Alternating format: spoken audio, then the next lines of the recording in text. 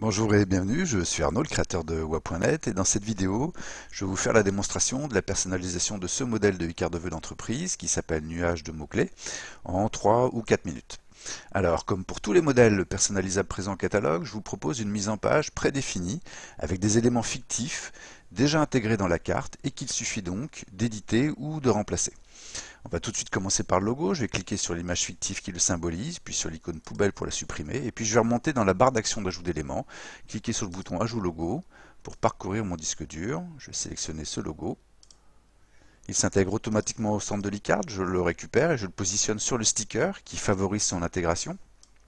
On s'aperçoit tout de suite que le logo est au-dessus de la punaise, il va donc falloir le faire passer en dessous. Pour ça, c'est très simple. Il suffit de cliquer sur l'icône placée en dessous autant de fois que nécessaire. Ensuite, je vais lui affecter la même rotation que celle du sticker. Et enfin, je vais le redimensionner de façon à avoir des marges blanches équivalentes tout autour. Si jamais vous aviez un logo dans un format vertical, je vais en télécharger un pour l'exemple. Je vais prendre celui-ci. On s'aperçoit tout de suite que ça ne convient plus. Vous avez alors deux options. Ou bien vous opérez une rotation sur le sticker existant. Vous allez redimensionner et vous replacez les différents éléments par-dessus. Pour le logo, vous faites exactement les mêmes opérations que tout à l'heure. Une rotation, un redimensionnement. Si jamais ça ne convenait toujours pas, vous pourriez supprimer le sticker existant et remonter dans la barre d'action d'ajout d'éléments, aller dans la galerie d'images et sélectionner dans la catégorie sticker post-it un sticker dont les proportions sont les plus proches de votre logo. Je le place au-dessus des éléments, je le fais passer maintenant en dessous et je le redimensionne comme tout à l'heure. On va maintenant passer au message de vœux. Je vais cliquer sur le bloc texte qui contient le texte par défaut et puis nous allons éditer ce texte. Pour ça, deux solutions. La première, c'est double-cliquer dans le bloc texte, puis sélectionner le texte présent par défaut et taper le message de vœux désiré. Je vous souhaite une belle année 2019. Je vais taper sur la touche Entrée de mon clavier pour passer à la ligne suivante. Pleine de satisfaction, de projet et de réussite. Si jamais vous étiez en panne d'idées pour votre message de vœux, j'ai rédigé pour chacun des modèles présents au catalogue une série de messages qui sont accessibles juste en dessous l'e-card dans l'onglet Exemple de messages. Si jamais il y a un message qui vous convient, il suffit de le sélectionner, de faire CTRL-C pour le copier, ou pomme C si vous êtes sur Mac, puis de resélectionner le bloc texte qui contient le message de vœux. Et là, je vais vous montrer la deuxième façon d'éditer un bloc texte. Vous vous êtes aperçu que lorsque vous le sélectionnez, il y a une petite palette d'outils qui lui est associée qui s'affiche. Et dans cette palette d'outils, il y a un bouton éditer qui ouvre un éditeur tout simple, où là, il suffit de resélectionner le texte présent par défaut et de faire un CTRL-V pour copier le texte choisi. Je vais maintenant vous montrer comment on ajoute un bloc texte. Ça pourrait être par exemple ici une signature.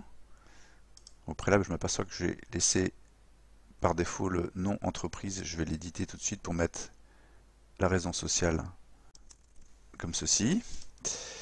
Et donc je vais vous montrer comment on ajoute un bloc texte, ça pourrait être une signature. Je vais cliquer sur le bouton Ajout texte dans la barre d'action d'ajout d'éléments, et puis je vais saisir mes prénoms et noms. Le texte apparaît au centre de l'e-card, je le récupère, je le mets en alignement en fer à droite du message de vœux, et puis je vais l'éditer de façon à lui affecter les mêmes caractéristiques que la police du message de vœux. Ici, on a la Shadows into Light en taille 16 et on est dans un gris foncé. Je sélectionne la police dans la liste, Shadows into Light. Je suis déjà par défaut en taille 16 et j'ai déjà le gris foncé. On va maintenant éditer les coordonnées. Si je ne désire pas de coordonnées, il me suffit de cliquer sur l'icône poubelle du bloc texte qui les contient. Sinon, je l'édite de la même façon.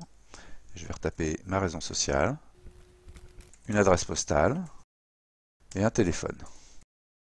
À ce stade, je peux prévisualiser ma création en cliquant sur l'icône Loop. Alors évidemment, les filigranes ou .net et les traits en diagonale sont absents du fichier final qui vous est livré dès lors que vous finalisez et payez votre commande. Et puis si je suis satisfait de cette création, je peux cliquer sur le bouton Ajouter au panier pour poursuivre ma commande. Si jamais je désire faire d'autres essais, je vais d'abord sauvegarder cette création. Je vais cliquer sur l'icône disquette pour la sauvegarder. Je vais la nommer Créa 1. Et puis je peux maintenant, sans crainte, faire des modifications. J'ai tout à l'heure téléchargé un logo avec un fond transparent. Je pourrais donc faire l'économie du sticker et de la punaise. Je vais le supprimer. Je vais repositionner ça comme ça. Là, je trouve que la police est trop petite. Je pourrais en augmenter la taille, la porter à 18. Il faut dans ce cas-là refaire les alignements et la mise en page. Même chose pour la signature. Je pourrais également, c'est une des particularités de ce modèle, modifier les mots-clés. Ils sont tous dans un bloc texte que vous pouvez donc éditer. Donc vous pouvez en changer un mot ou tous les changer. Je vais modifier par exemple celui-ci et dire ici imaginer. Autre spécificité de ce modèle, on peut également supprimer le petit paquet cadeau et puis mettre à la place le logo, ce qui me libère l'espace à gauche, et dans cet espace je pourrais ajouter une photo. Pour ça je vais télécharger un sticker pour favoriser son intégration. Je vais lui affecter une rotation pour accentuer l'effet de montage, et puis je vais télécharger ma photo à l'instar des logos. Je récupère ma photo, je la redimensionne, je la positionne sur le sticker, et puis je pourrais même rajouter une image de fixation dans la galerie d'images, dans la catégorie punaise. Je vais récupérer une punaise laiton, comme ceci. Et puis je vais maintenant sauvegarder ma deuxième création. Je vais la nommer Créa 2. Et je peux désormais naviguer entre mes différentes créas en cliquant sur l'icône Charger une création qui ouvre une petite palette. Je sélectionne la première. Je reprends la deuxième. Je décide de conserver cette deuxième création et je clique sur le bouton Ajouter au panier pour l'ajouter et poursuivre ma commande. Voilà, vous savez tout pour personnaliser ce modèle de iCard. Je vous souhaite une bonne création et à très bientôt sur wa.net.